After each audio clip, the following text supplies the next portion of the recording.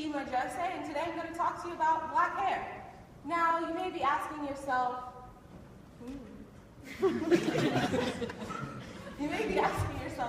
what is black hair, why does it matter, and how can we fix this problem?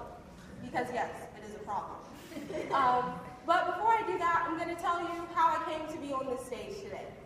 Well, I found that in my relationships and friendships with people that are not a part of the black community, they seem to be kind of fascinated with my hair and don't quite understand what it is and how it works and all of that stuff.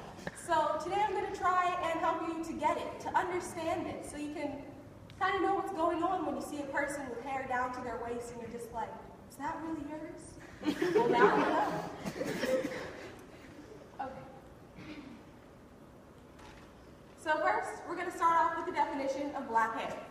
Black hair, as I define it myself, is hair of African American people, which can include, but is not limited to, natural hair, weaves, micro braids, singlies, twists, and relaxers, or the slang term, perms. Now you may be asking yourself, natural hair? Why is it called natural hair? Of course it's natural, it grows right out of your head. Well, when you get a relaxer, as I will explain what that is in the next slide, your hair is chemically changed and it's permanently changed to be straight. Now when this happens, you can't just wash your hair and bam, you got your afro back. It just doesn't work that way. You actually have to cut off your relaxed ends and start growing your hair all over again. So it's like starting from the beginning, basically. And so in the picture, you see my younger sister, Malika, who has gone natural because there has been a natural hair movement, per se, in the past 5 years. And so, as you can see, this is her natural hair in its regular state. Now next, we learn about what a relaxer is, or what most people call a perm. Now it takes your hair from this afro-like state here, basically kinky, curly hair, and it turns it into straight, luxurious strands. But what you must go through is not that fun.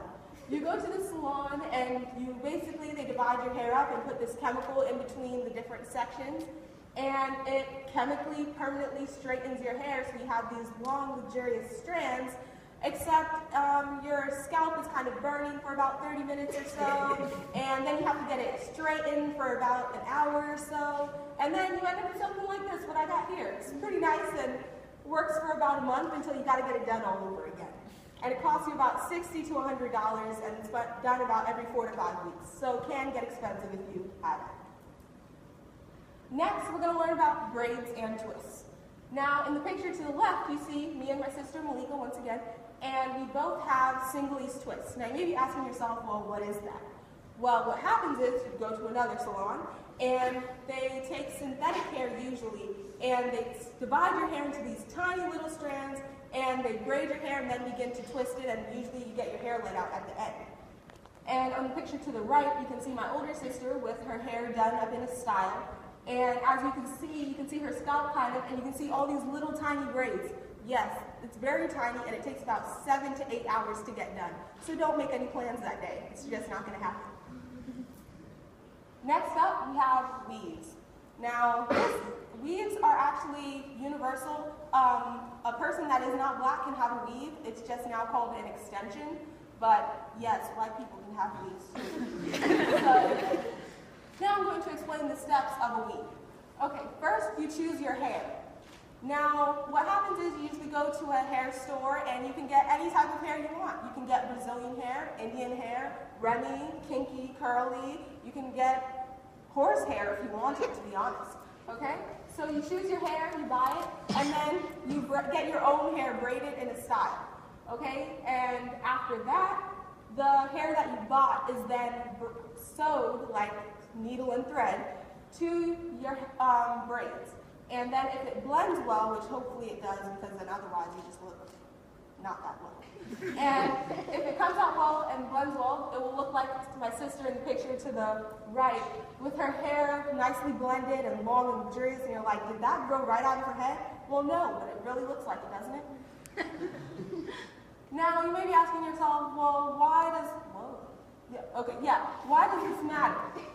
Okay, well, it matters because when you buy a black Barbie doll, per se, this doll has long, straight hair.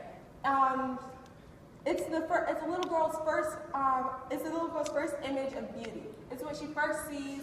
She's looking at it and she's like, this is what I want to be when I grow up. I want to be just like this Barbie doll. Well, obviously Barbie dolls have a lot of body image type issues going on with them because it's not like really humanly possible to look like that. But besides that, let's just concentrate on the hair. No black Barbie doll produced by the actual Barbie company has come out with curly or what I just explained to you, natural hair. Now, why is that? Why haven't they come out with natural hair? Well, it's this kind of idea of Eurocentric or Europeanized beauty. So it's making these little black girls aspire to be like something that they have to go through a painful process, honestly, to get this long, straight hair. And so when you see the Barbie doll in the middle with the curly hair, that Barbie doll was specially made just to have curly hair. Now, should we really have to go through that process just to get a Barbie doll that looks like me? No, we shouldn't, but we do. And this teaches our little girls that beauty is more important than brains. People in the African American community are growing up with the idea that what's on the outside and what their hair looks like and what makeup they're wearing, what clothes they're wearing, what brand, all of that matters more than their brain and what is in between their ears.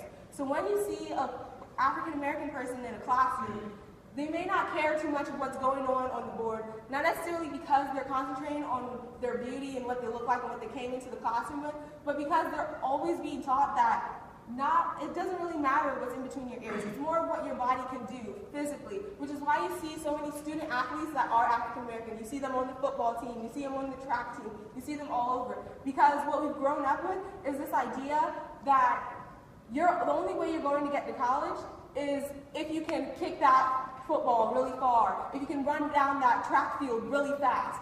The only way you're getting there is because of what your body can do, not because of what's in between your ears. What little children are being taught, little black boys and girls, is that it's more important to get athletic scholarship versus an academic scholarship. That it's not possible for them to get an academic scholarship. When that's not true, it should really be brains over beauty. Because in reality, only less than 2% of high school athletes actually become professional athletes where they're being paid. And less than 60% of college athletes actually graduate with a degree that they can actually use in the real world. So what we need to tell our children is that they're more than their beauty, they're more than what they're wearing, they're more than their hair on their head. They are what's between their ears. They are so much more. Thank you.